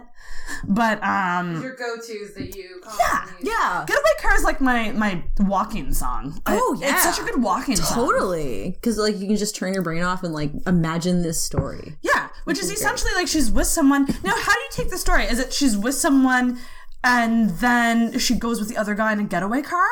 I think that Tom is the getaway car that takes her away from the boring relationship with Calvin. But the thing is, a getaway car is just a getaway car. Exactly. Like you know it's taking you away, but you don't know where it's taking you. So the odds are it's going to work out are pretty fucking slim. Yeah. Because nothing good ever starts in a getaway car. Exactly. Because the getaway car is just to get away. It's not going towards something necessarily. Yeah. Yeah. Yeah. It's so great. It's just, dude, if you're gonna look up any lyrics, I would say look up these lyrics because it's such a cool. There's great structure wordplay in this song. So great. Yeah, and it doesn't allude to a love triangle because it says like I don't think it's at a a love circus triangle in either. a love story. Well, she says 3 of us at one point. I think that just means like it'll always be the 3 of them because she'll always have left him for him. You know, like they'll never get away from that. Also, I feel like because she has to rhyme story with sorry and then she says sorry again, we get both a Canadian and an American sorry. Because I think she says we're both sorry and then we're both sorry. I'm pretty sure that we get both in this song. Oh my God. I love Getaway Car. I really... Yeah. I can't say much more about it other than that. It makes me feel like... It just gives me that feeling of like soaring. Like... I don't even know. Well, yeah, because you're driving that fast. Car. You're speeding. You're heading towards. You're heading away from something. Not necessarily what towards is the point. It's that you're heading away. And my favorite part of the song is at the end where she's repeating the chorus over and over, and she goes down an octave, and it does something to me. I don't know when she does that. It does something to me. There's a really weird like emphasis on a high-pitched voice for a lot of female singers, which is a shame because a lot of them have beautiful lower registers. You know who's a really great lower register who rarely uses it? Britney Spears. She does. She has a shockingly beautiful, honey smooth lower register, and she rarely uses it. Because they feel they have to go high to be impressive. They feel they have to be that diva. They have to be that belter high-pitched like Mariah note, whistle note thing, but you don't. Yeah. No, not at all. Yeah. Yeah, no, great. Getaway Car is beautiful. And I love that she basically admits, like, you knew this wasn't going to end anywhere good, because, I mean, look how we started. Exactly. Honey. It's just a fun song. It's a great song. And this is another fun song, King of My Heart. I love It's perfect that she put King of My Heart after Getaway Car. King of My Heart is so fucking cheesy. And I feel one of Nikki's favorites. And I feel like if I didn't have a total crazy crush on someone, I'd hate this song. But since I do, it's fine. I totally agree. Right? Okay, here's the thing. I'm gonna say something here. Everyone has someone they think of when they hear this song. I 100% think you're right. I don't think so. No, you don't? I don't care about anybody, but I still think the song's so nice. Like, I imagine that if I did love someone eventually in my life, that I would feel this way, and so it's nice, like, that's good. So then if you don't have a crush, you have a future crush in mind. Sorry, I'm playing a game while I'm talking to you. Oh yeah, it probably picks it up, but I'm just repeating it for, you know. But I totally agree. Genius actually has the wrong lyrics in this. They have the old pre-chorus, which was so full of herself. Yeah, isn't it? What's the real lyric? It's okay. So the original was "Salute to me, I'm your American Queen." Which calm down, Taylor. Calm down. You're not fucking Lana Del Rey. Like, let's tone this down, honey. Like, so it's. Isn't it just "Move to Me, I'm your American Queen," and you move to me like a Motown beat? Yeah, that makes sense. And we rule the kingdom inside my room. Did you guys know Taylor Swift is an active sex life now? Oh my I heard it. It's a rumor I heard. I don't know if it's true, but I heard it. And the Range Rovers. I also had someone point out that the way she sings Jaguar in this song Jaguars is like it is a British accent, so it's like how he'll stand and say it. Because a Range Rover is the car Calvin drove, and a Jaguar is apparently the car.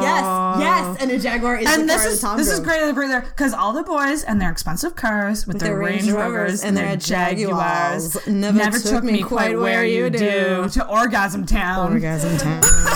Oh my god, I want to bring up a crazy total NC-17 rumor I heard about Calvin Harris and Taylor Swift. Please. This was on a blind gossip site, which I know, grain of salt, but they're so much fun, and every so often they're right, so you never know. Apparently, a certain DJ has a thing for ejaculating on his Mrs.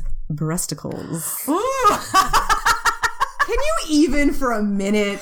No, I can't. Cannot picture a good girl Taylor Allison Swift being like, yeah, do that for me. Like, no, I can't. Can you? I can't. Oh, man. She paid good money for those. She's not going to let you ruin them. She thinks she got a boob job? Oh, she's had more than one. She's had more than one. Easy. That makes me sad.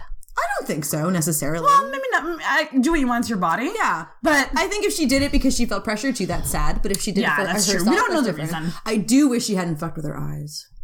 What did she do with her eyes? Oh, her eyes are way different now. She did that Renee Zellweger a wide thing. Remember how they used to be kind of squinty? Yeah. They're not anymore, right? They're not. No, that's gone now. I know. Well, if you're a happy girl. I'm not judging. I'm just saying I've personally preferred them before. But I mean, you're still gorgeous. And if you're comfortable with your own skin, cut up your own skin, do that whatever the fuck you want. Yes. It's your body, your choices. As long as no one pressured you into doing it, that would suck. I listened to like a very quick clip from the Reputation Secret Sessions where she talked about this song. And she talked about like every couple has a moment where they're like, this is it. I love you. Like, and that this song is about that moment. Really? Yeah, it's about that like fleeting moment of like, because she says, and all at once, you are the one I have been waiting for. Oh. Like, fucking Taylor Swift. God damn it. All the Stop making me feel things, Taylor Swift. I know. My favorite lyric in the song is "Your love is a secret. I'm hoping, dreaming, dying to keep." That is really That's beautiful. my favorite lyric. That's really of nice. The whole song. That's nice. I also like how she throws in "change my priorities," which you never would, Taylor. Taylor's number one priority is Taylor. The taste of your lips is my idea of luxury. I hate that lyric. What does that even mean? Taylor, what does that even mean? Lips can't be a luxury taste. I like a private jet. Okay. Give me a private jet or a yacht. There you go. Take me to Bora Bora. That would be my taste of luxury. If you make your lips taste like Bora Bora on a yacht, Sarah's down to kiss you. Yeah. I do really like the bridge of this song, though. I feel like this is the song, and a lot of people say that this is like the adult love story. Okay. Ooh. Because of the reference to castles. Isn't there a reference to castles in here? Or is that a different song? Well, King of My Heart. King of My Heart. King would be something. Yeah. There is a line of castles in a line later. Rule the Kingdom. Yeah. That counts. Yeah. Yeah. So it is kind of like, it has that feeling of playfulness that I think Gorgeous was trying to accomplish. Ooh, but yes. It's better. It missed it on that one, but this one totally got it. And it's because this is a fun song. Yeah. It's a sweet song. Yeah. And the other one is terrible. It's terrible. Oh man, the song is such cheese, but it's fun cheese. And there's a fun bridge too. The bridge is great. Yeah, it's up on the roof with the school go crash. Drinking I love beer it. out of plastic cups. Say Say fancy me, not fancy Oh, stuff. I thought it was so you fancy me, I fancy stuff. No. Like she was just like Say she you was being fancy- flippant. Yeah, Oh, okay. she's saying that he says Fancies- you fancy fancy her, me not and fancy not stuff. I which get it. is totally a British I thing get because it. British people say Say fancy. I like that lyric a little better now. Yeah. I liked it before though, but you know, It's a great song. it's a good song. I like it. It's a fun song. It's up there. I have to be in the right mood for it. Yeah, It you're is- right. It is the kind that I will occasionally skip over, but it's still a great song. It's the song you play when you've gone out with someone and you're just like gushing and you're like blushing all the way home. Blushy. Enchanted shout out. But it's that feeling of like you're walking on air. Aw, I think. yes, it is. I It's think. perfect. I like that. That's what King of Your Heart is. Yeah, it's a good song. Holy shit, there's a lot of songs. That's one thing I like about Taylor. She puts a lot of songs on. No, there are no 8-10 song albums for Taylor Swift. I know. Love it. Dancing with Our Hands Tied. I love this song. I do too. But I wish it was not so overproduced because I feel like this would have been another Holy Ground.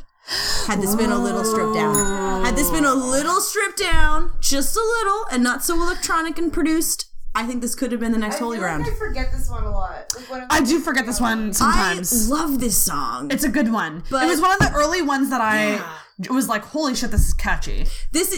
I remember you actually told me that we both might have legally downloaded this album because we were waiting for it to stream because Taylor, why the fuck didn't you stream it immediately? And also, you don't need our money. Yeah. You're fine.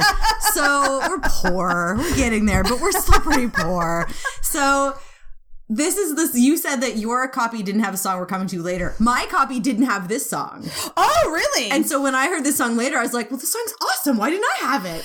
Yeah. Like, I like this song. I think it's This sweet. is a good song. I think it's fun. I'm trying to find like lyrics that I like because I know that there's definitely. I just like the idea of putting in "I had a bad feeling" I in do a song. too. That's what I like about this song. I think that this song is like about a relationship that could possibly and most probably is doomed. Yeah. But she's, experiencing it anyway. Dancing with our hands tied. I really like the lyric, "My love had been frozen deep blue, but you painted me golden." I like that lyric. It's beautiful. Right? Like every so often she just fucking gets it. I know. Yeah. I want, of all the songs on this album I want to hear like an acoustic version of, this is the one I want to hear. This would be an amazing acoustic version. Like stripped down. I love it. Oh, I like this line. I loved you in spite of deep fears that the world would divide us. I love that song. I love that lyric. That's a perfect lyric. It's and legit. Probably my favorite one. What? I'm a mess, but I'm the mess that you wanted. Yes. Shout out to my hot messes. We are beautiful hot messes. Come on, involve us in your life. I love it. It's gorgeous. Oh, man. Because, I mean, at least she knows she's a mess because you aren't, honey. Yeah, it's so true. It's a great song. It's, I don't know. I like the motion of the bridge. I don't necessarily like the lyrics. Thank you. I was thinking the same thing. Yeah. The bridge is like where it kind of loses like me a bit. Some of them, but it's a lot like the room is burning down, but then there's water, and it's like, well, are there really both of those things? Yeah, and it picks up. much. It picks up at the end where she, if I could dance with you again, and then it hits. Yeah, that she got it right there. Yeah, for sure. Yeah. Ugh. Damn. Do we know who this is about? Oh. That's a really, really good question. This could be a Joe song. Is this one of the songs? Because I think she said that on this album, a couple songs aren't even about anyone, which I don't believe for a hot goddamn minute. But who is this about? I could see it being about her current man because I could see it being about Tom. Oh yeah, maybe. Like in the early days before it got really obvious. Any of the ones that mention secrecy, I think it's Joe because I think she's learned her lesson.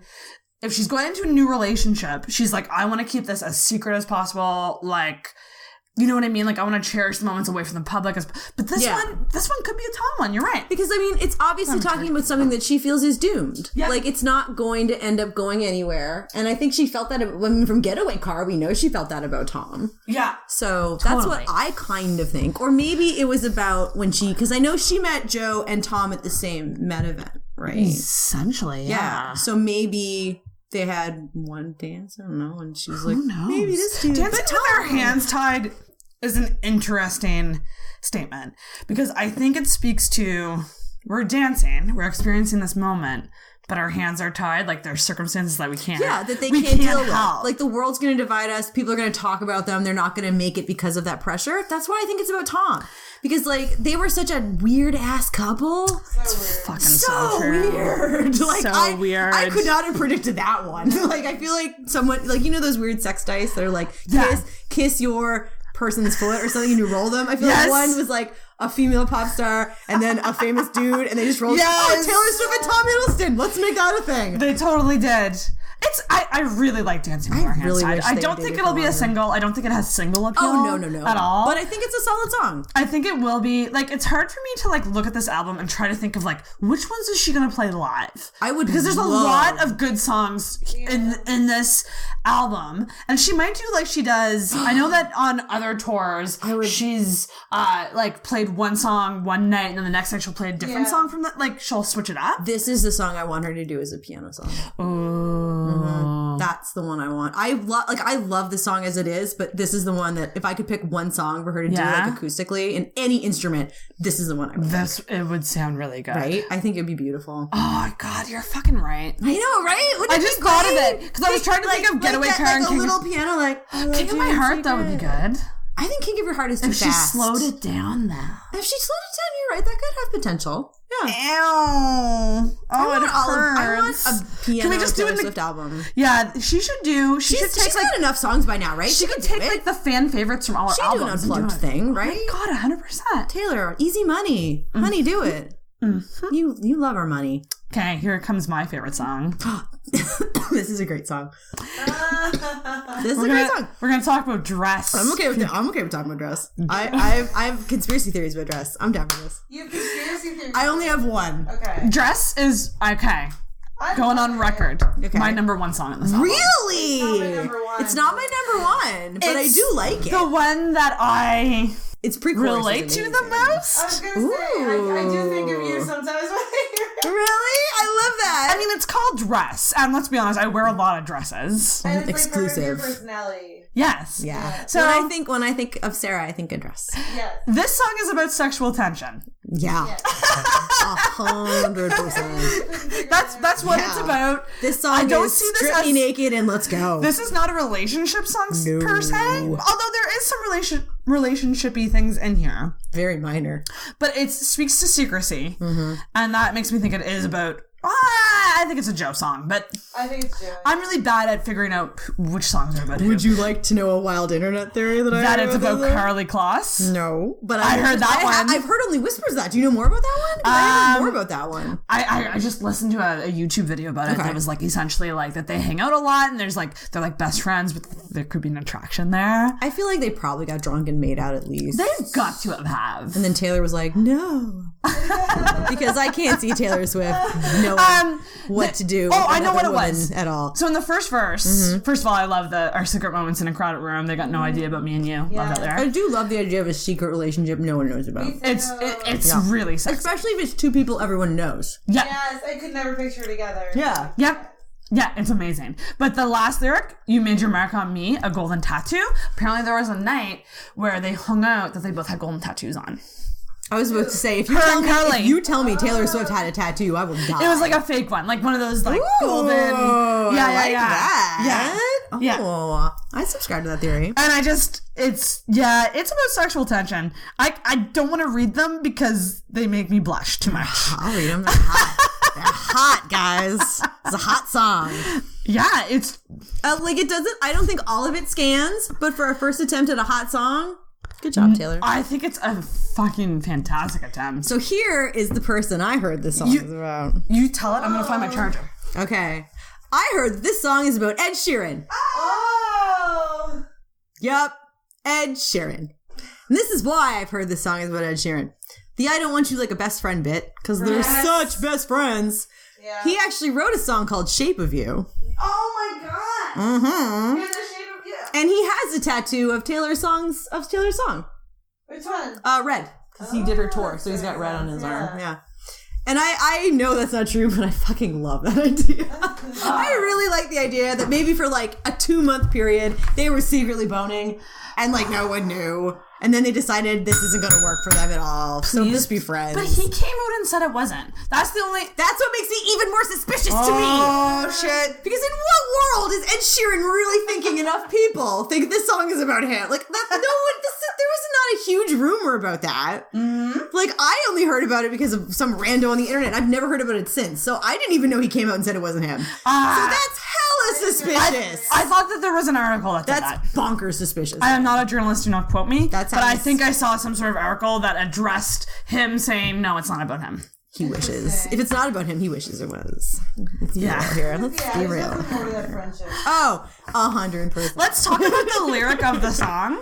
Which is, I only bought this dress so you could take it off. I've done that. Mm-hmm. I was just going to ask, do you have a dress? Because and going back to what Nikki said about her thinking of me when she hears this. I wear a lot of sexy dresses. You do. But there is a specific... I'm pretty sure you told me that you bought a dress so someone could take it off. Don't you have... I'm sure there's more than one. Do you guys want to see it? Yes! Get it! Get it! I love her. She's so great. I actually bought this recently. Okay. Ooh. Okay. Because of this. Oh, she's bundling it up behind her back. It's a reveal. It's a reveal. Okay, I want to preface this by saying... Hands up if you thought she was going to come out wearing it. Yeah. I have a lot of sexy dresses, but not all my dresses that I buy that are like, this is just a sex dress. Yeah. There's a lot of dresses I buy that are like, this is a hot dress and I'm going to look hot and go out. And I want everyone to see it. But then there's other dresses that are like, this probably can't be worn outside. It's like your version of sexy lingerie. It is red. Oh, you look good in red. You don't wear enough red. Ooh, that is literally a slip dress and it's gorgeous. It's a bedroom dress. Sarah. I got me a this dress is scandalous and hot. I might just take a close-up of the lace and just use that as the promo. You know what, really though, if you put a cute, maybe a top thing on that and belted it, you could rock it. Like a leather jacket. I think so too. Oh, that would look bomb with a leather jacket. There's ways to make it wearable, but I will say that although many a girl has a dress that she has in mind when she thinks of this song. I do. Do you have a sex dress? Yeah, it's my Kardashian dress, the one that makes my ass look. I wore it with you because I originally wore it for. Do you remember? I wore it for. You can bleep it. I wore it for. Oh my god! And he didn't show up. Remember? And I was so pissed off because I looked bomb hot in that dress. Too funny. Just going back to the actual song. Yeah. That was such a deviation. It's not even funny. It was fun though. This is a very breathy song. Which to me is very gaspy. It goes very back sexy moany. It goes back into it's a sex song. The pre-chorus to the song is awesome. Yeah. I love the pre-chorus to this song. Yeah. It's hot. Yeah. It builds up. It's but you know what? It's not like it's a certain kind of hot. It's like a romantic hot. It's a romantic hot. It's not like a horny hot. It's not a one-night stand hot. It's not just a slutty hot, those are all fine versions of hot. This is a very romantic hot. Yeah.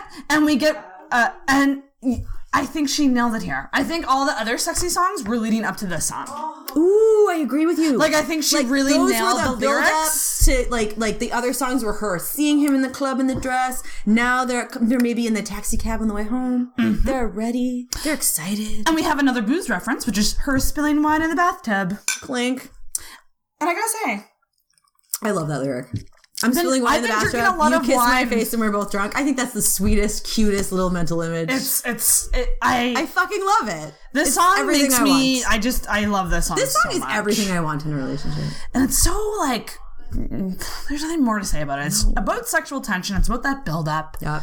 And it's about that feeling you have when you're just about to bang someone that you really want to bang. Yeah. Do you know what I mean? The moments before it. 100% know what you mean. Okay, anything else about dress? No, I'm good. I love it. This is obviously about we just scrolled down the lyrics and hit the bridge. This is explicitly about Joe though. Because flashback when you met me, your buzz cut and my hair bleached. Because he had a buzz cut. It was at their Met Ball and she did have her hair bleached at that point, which is not a bad look for her. It was a bad cut. Yeah. It was not a bad color. That was when she did that really short. She was getting that. Was that with that weird Anna Wintour bob thing she had going on? That was bizarre. That was so bad. That was a bizarre face for her. I'm not a big fan of your poodle hair, but at least it's not that Anna Wintour cut. Yeah. Did not flatter your face shape. I love the flashback to my mistakes, my rebounds, my earthquakes. Even in my worst times, you saw the truth in me. Again, this is I feel like this is a friend. Which could go back to Ed Sheeran. Sheeran. Makes sense though. But see, the buzz cut hair bleach doesn't make sense for Ed unless you shoehorned it in to make it not about Ed. Yeah. But if it does mean about Joe, it makes sense because she did meet him at that time and she did sweep off her feet with Tom. But who knows? Maybe she was talking to Joe in the background. Getting to know him as a friend or an individual, you know? That's very true. Because clearly something happened between the two of them at the same time. And you can do that. There's no shame in that. If you meet a party and you're single and you meet two people that you happen to have a connection with, there's nothing wrong. No shame. With exploring both of those connections as long as everyone's on the up and up and it's fine. So true. Totally cool. So I think that part makes sense in that there really has been a lot of anticipation in that moment. Because, I mean, she... not only had this guy like in mind, obviously when she bought this dress, but he maybe was at the back of her mind during the whole time she was with someone else. Just a little nagging thought, you know? Yeah. Yeah. Oh my god. Ding. We're killing this. Can we just write a thesis? I have thought about writing so many essays about Taylor, you've no idea. Okay, we're coming near the end. We have 3 left. So this is the song this is called This Is Why We Can't Have Nice Things.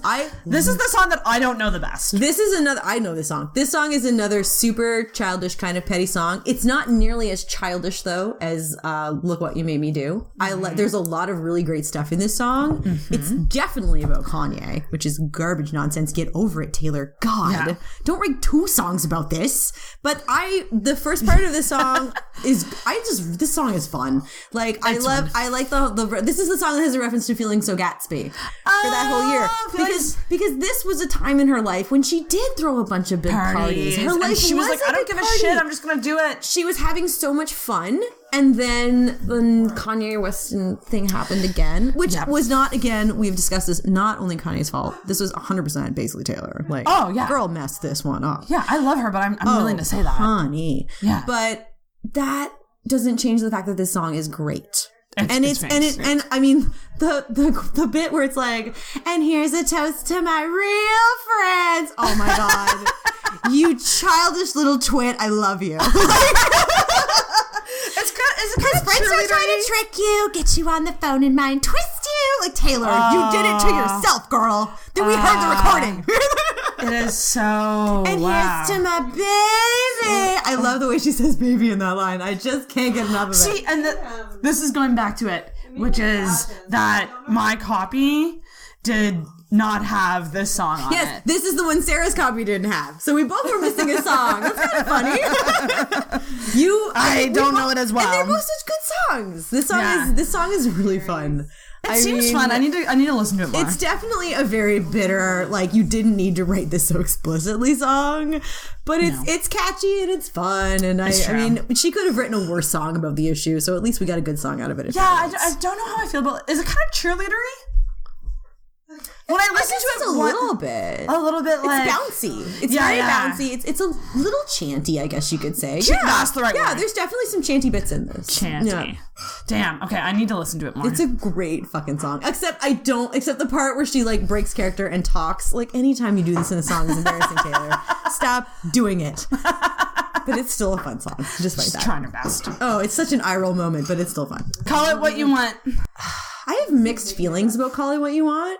I love the lyrics. This is the one I think that was supposed to be the love story 2.0 because it says my castle crumbled overnight. I thought this was clean 2.0. Ooh, clean. Because my flowers blew back as thorns. My windows boarded up after the storm.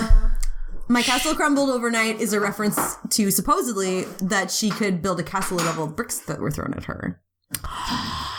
Damn. I love this song. I think the verses in this song are really good. I mean, it still has the problem of a lot of songs on the album overall, which is everyone said I was a bitch, but it doesn't matter because my boyfriend's hot and we're banging like crazy. But having said that, this song, I still really like a lot of the lyrics. I do too. I think they're on point. It's well written, except for maybe some certain bits of the chorus. It probably represents the album really well.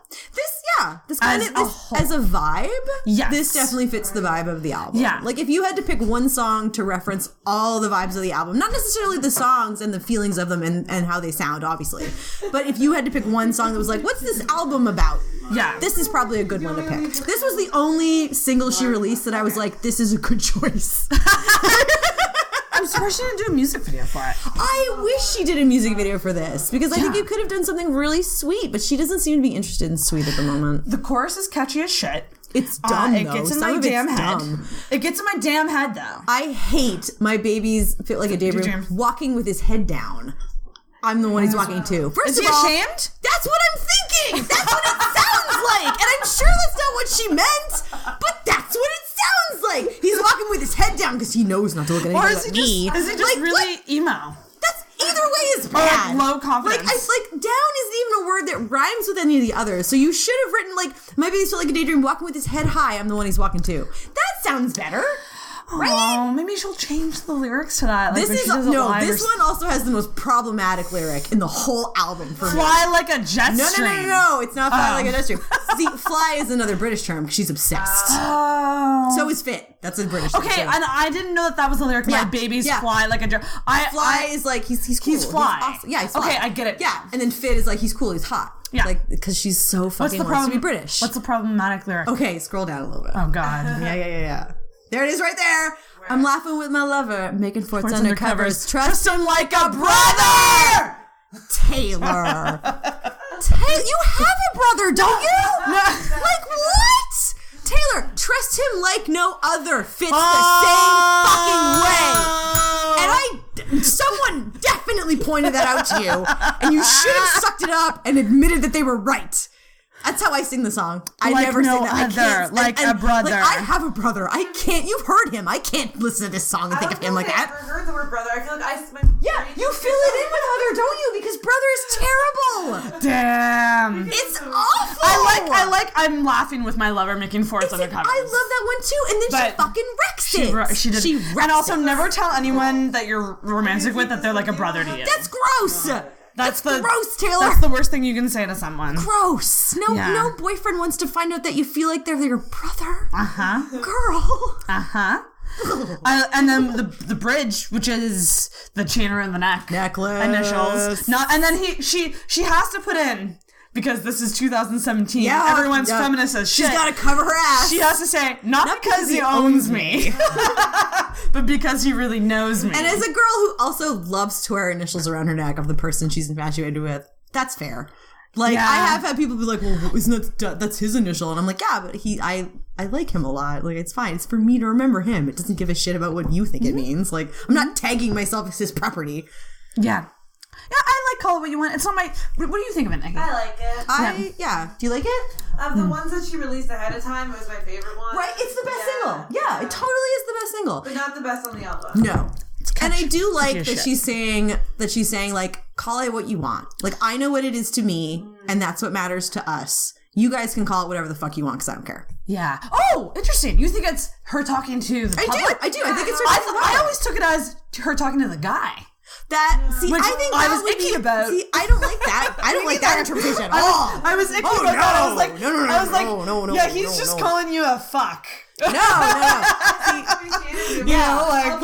one thing about me, but exactly. You can say whatever you want. Like I'm happy with this person, and what we're doing might not be like not by the numbers, whatever relationship you feel should work. But we're happy, so you guys can call whatever the hell you want. But we're together and we're working happy together, and that's all that matters. That's all that matters. Yeah. Okay, that's Call It What You Want, peeps. It's a good song. Last one, guys. I love this song. New Year's Day. I love this song. New Year's Day. Taylor Swift. This is such a Taylor Swift song. Nice. Did you know that she actually released this as a country song? No. She did. She released this as a country song so she could get country chart racks. I love country, so... This is not a country song, though. That's not a country song. But it's the closest one on the album that she could have picked, so... to, like, old school Taylor Swift. I mean, I think... I could hear a country version of it. I think she could have countryfied it. I don't know if she did, though. I think she just released it as is rather than do a different version. But this is... so pretty. I love it. It's a great closing song, because it's kind of like, I'm happy, guys. And it's like, yeah, you want to make out with someone on New Year's Eve, but, like, you want someone that's going to clean up with you the next morning. And also, not only that, but you're willing to clean up bottles with them. Like, you not only want the highs, but you are gonna be there for the lows. Yeah. Which to me is more important than anything in a relationship. You know, like, it's... Oh, I got chills. I know.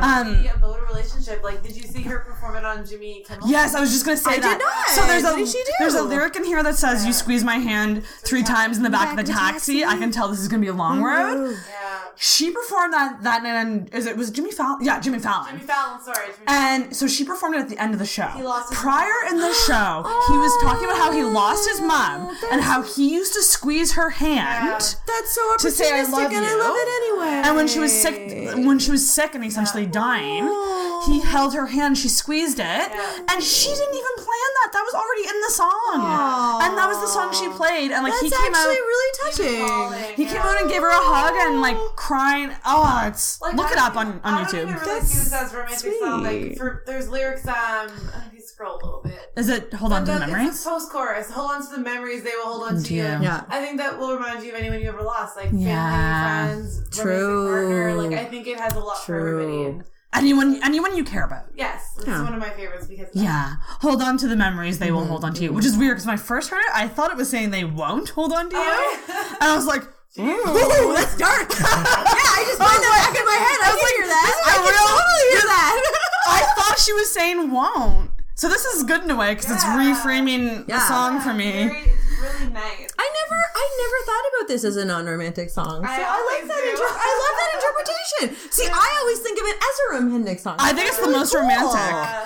But my favorite lyric is, please don't ever become a stranger. About to say, is it the bridge? Yeah, please don't ever become a stranger whose laugh I could recognize anywhere. I've seen some people in the internet be like, that line makes no sense. And I'm like, that line makes all the sense. Yeah. So much fucking sense. You've obviously never had someone that is in the same social circle as you that you had something with and then broke up with and it ended and then you have to still see them on the peripherals of every party and hear them. Or relationship, like you could have a good friend that you parted ways with, but it hurts you when you hear them. That's true too. And you're like, I know, like you could be like in a store and you're like, I know that person's here. Yeah. Fuck. Yeah. Exactly. Yeah. It's a delightful song. I it's think sweet. It's gorgeous. So pretty. It ends on such a good note. It's very simple. Yeah. So simple. Like it almost doesn't fit on this album. It really doesn't. You know? Like this and Gorgeous. This is kind of like the vibe I wish a lot more of these songs had. Like I wish they were more simplistic like this one because I think the lyrics can carry them and the melodies are there that they can be carried by this kind of composition. Hear it 20 times. Like the first time I heard it, I loved it. I know. The first time I heard this, I was like, this is such a beautiful song. Oh my God. It's gorgeous. It's beautiful. Well, that's all the songs, guys. So, just to wrap it up. This album didn't have a deluxe edition with extra songs, did it? So. And she usually does that, so I was surprised. There's these poem things, which I've never seen. Her poems. They're garbage. I actually bought the album and none of the poems are on there. I think the poems were only with this special magazine. The Target edition at a magazine with some stuff about the paparazzi hunter or whatever garbage. I don't know. So, I don't think I can rank them all, but let's pick our top fives. I'm cool with that. Yeah. It's on my phone. Yeah. Ooh, tell us your list, Nikki. Do you have yours? Mine's in my head. Like I want to hear both of yours. Okay, I'll go. I at least want to definitely hear Nikki's because she wrote it down. I need to find She deserves to say it first because she did the work. That's true. So, do you want me to start then? Yeah. Come close. Come close. Yeah. Okay. Move the mic. There you So, go. my number one is Don't Blame Me, which we've talked about. Yeah, so good. Number two is New Year's Day. I love it. So pretty. 3 is King of My Heart. You cheesy. I love it. And I did never expect you to like that song. I love it. And number 4, like I'm debating it, but I wrote it as Ready For It, but I'm debating that now that I've listened to the whole album a bunch of times. But that's what I had as of November 15th. Okay. Do you know yours? I know mine. What are yours? So Dress. Nice. Is that your number one? Your number one is Dress? I think it is my number one. When I think about the songs that I'm like, yeah, this does it for me. Yeah. I would say Dress, Delicate, Getaway Car. Mm-hmm. Ooh, those are my top 3 for sure. What are the next 2? Probably So It Goes. And then I would probably say, I Did Something Bad. That's you were down for that one. That's probably my second favorite. Yeah. I think that my top 5s, in no particular order, although number 1 is probably Delicate, because that's such a great fucking song. I love Delicate. I love So It Goes. I love Don't Blame Me. I love New Year's Day. And that's 4, right? Scroll down a little. What else is there? Dancing on the Handstand. Honestly, I'm gonna throw in a cheesy one and say this is why we can't have nice things. Interesting. I need to listen to that one more. It's fun. It's a fun. It puts me in a mood of like a great party, and then someone fucks it up for you, and you're just like, Why? Why did you ruin this? Yeah, we had something fun. Oh, that's true.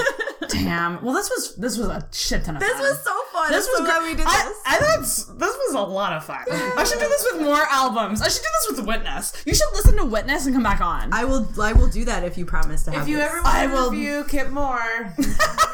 No. I didn't mean that in a sad way. I meant like literally who? Like that, I didn't mean that in I'm sorry. I did I come out really mean? Country. I was literally curious. The only kid I know is the American Girl doll. Like, I don't know. Kip. Oh, Kip. That's even worse. I have no clue. It's all good. Who names their kid Kip? I like the idea of breaking down an album track for track. fun. This was really right? cool. This was really cool. I'm down for doing this. Like talking about lyrics and like the song structure and everything. It's really fucking. And this album like just made me feel things. Yeah, so it was good to talk about. Like for an album that I initially on my first listen was like, oh god. Yeah, you're just kind of going into it like. Because she came out with the first single and you're like, this is gonna be bad. And like, this is gonna be bad. And it's kind of, and if there are, of the songs that I personally find are bad songs, and I think most people kind of agree, like it's staggered weirdly. Yeah. Yes. Like, because like, if you don't like Gorgeous, it's number 8. Like, Yeah, if you it's don't right in like the Look What middle. You Made You Do, it's number 6. But in front of it is Delicate, and back of it is So It Goes, which are great songs. So I think it's easy to write, like, if you listen to the kind of the first couple songs, it's easy to miss a lot of good stuff that's below it. And you gotta listen to it all together. You know? Like, you really do. Yeah, and also I think with Taylor, like, it depends on where you are in your life and what's going on, too. Like where I am in my life right now, like, this is the like, album. If you just got out of, like, a fresh, shitty breakup, you would hate this CD. Like, you would not want to listen to this at all. Yeah. No, it's not a breakup album. No. Oh my god. It's like her first not breakup album. She's grown up. That's what the album is. Taylor Swift grown up. This is her first album of being completely in love with someone and they haven't fucked her over yet. I can't wait for the next one. Okay. So that's about it. Thank you, Shannon, for doing God, this. anytime. Thanks, Nikki. Thank you, Danielle's here now too. thank Do you have any thoughts on the new stuff? I haven't listened to this album. Okay. Besides, like, Look What You Made Me Do. You should listen to it. Going to You fix should listen. that. Everyone should listen It's to streaming Reputation. now on all the... So, guys, thanks, Shannon. You'll be back because we're going to talk about BDSM at some point. We are. Look forward to that. Wink, wink, nudge, nudge. Yes. Oh, I didn't wrap that in. When this comes out, it will be 2018. So happy. What? Oh my god! Happy New Year! Happy New Year! Shit, yeah! Yes. Good riddance 2017. Yeah. You shit show.